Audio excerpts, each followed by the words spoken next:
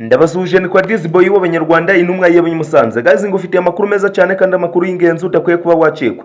Aya makuru na y'ingenzi dukande subscribe, udukande like, share, comment ni ibintu byiza cyane. Tuaza gusimbukira ku kinyamakuru The Choice Live murakizi cyane abenshi hano mu gihugu cy'u Rwanda. Minisitiri utuma twishima yasubije umuhanzi Dizidora wavuze ko yimwe inguzanyo. Mu kiganiro umuhanzi Dizidora aherutse kugirana n'umunyamakuru Bapuru kuri Ruya Rwanda yatangaje ko yagerageje gusaba inguzanyo ya miliyoni 10 bemereye guha abahanzi badatanze ingwate ariko we akaba yarabigerageje bakayimwe.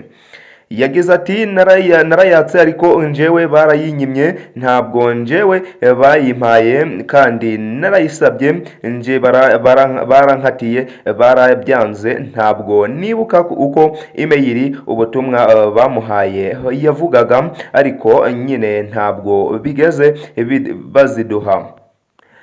Mu kumusubiza abinyujije ku rukuta rwa X rwari Instagram, Minisitiri w'Urubyiruko n'Iterambere ry'Ubuhanzi Deli utuma twishima Jeanne Paul yijeje Dizidora ko niyohereza abamufasha bagasobanurirwa ibisabwa inguzanyo azayihabwa.